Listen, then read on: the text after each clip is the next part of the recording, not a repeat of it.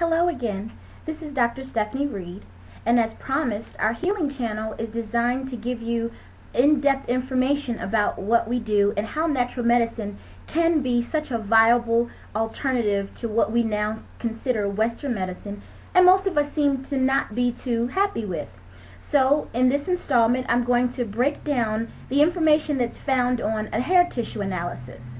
So to start off, I'm going to give you an overview of a person who had a hair tissue analysis and what we found, and then the result of the hair tissue analysis a couple of months later that proves that hair analysis and supplementation can affect the body in such positive ways that the body will begin to heal on its own.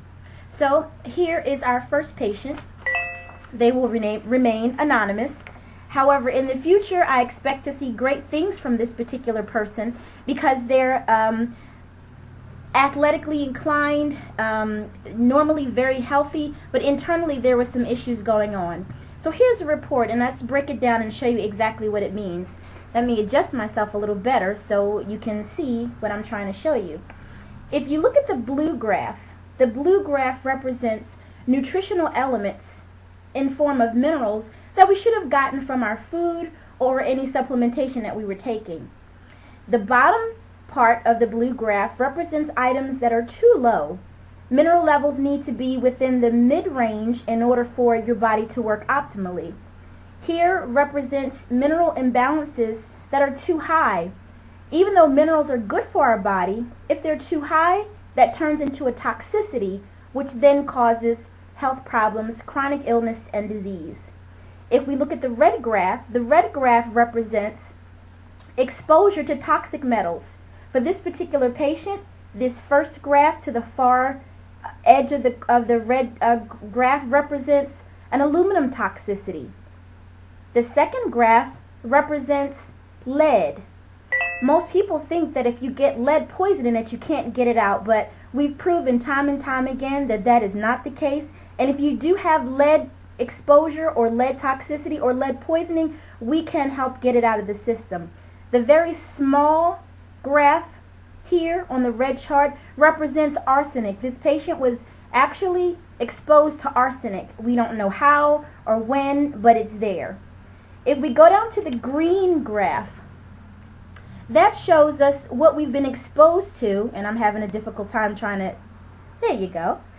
The green graph represents our exposure to environmental elements, whether it was through exhaust, whether we breathed it in from the car, whether we ate it, whatever the case may be, this person got it. So the thing that we're looking at here in the green graph, this is rubidium.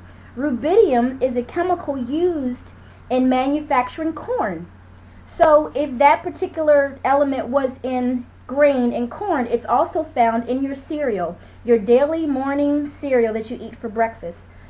To date, rubidium has not been determined to cause any health problems, but give it some time and we might hear something about rubidium within the next 5 years. If you move over, we have tin.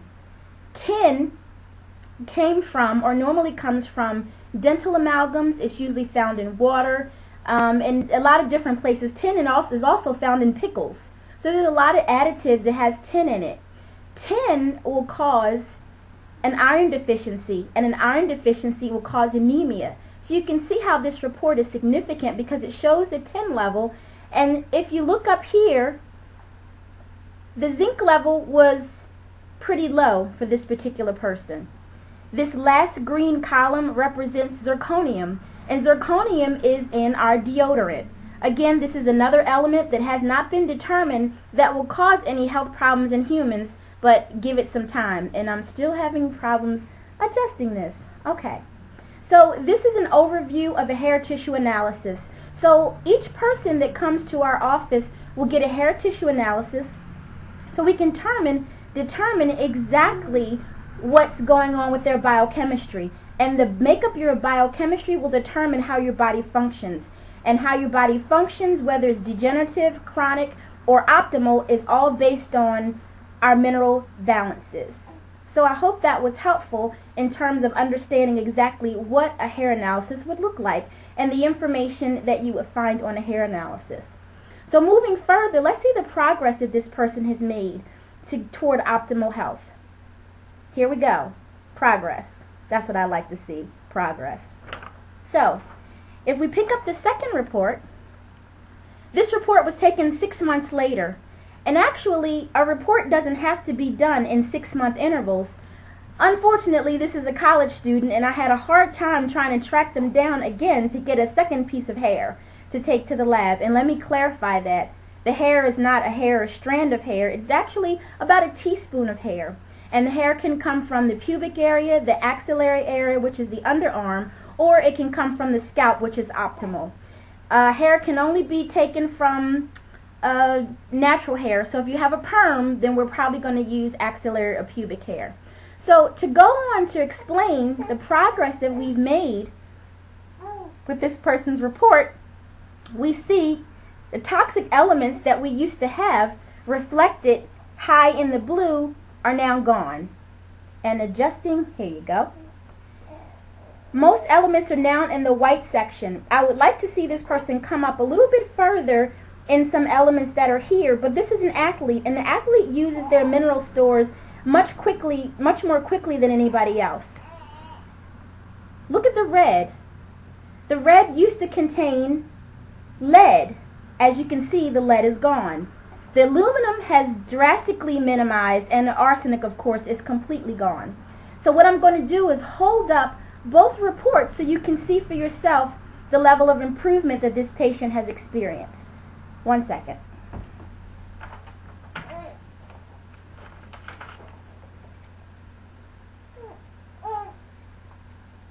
The report on the right represents, the report on my left represents the original hair test and what we found. The report here represents the improvement. So we can even see that the tin has been reduced, the rubidium has been reduced, and also zirconium is still present, and that's because the person is still using Lady Speed Stick. And Lady Speed Stick has in its ingredients aluminum. So here we have it, a hair tissue analysis, what it represents, and the possibilities that we can experience by getting one done. This is more information that you probably would have ever known about yourself. I should have put that down a little sooner. But this is just one aspect of the high-tech experience of natural medicine at your healing place. Our next installment will be what information is actually found in a hair analysis. What can be determined about your health status besides your mineral imbalances. Until next time, be well. This is Dr. Stephanie Reed signing off, your healing channel.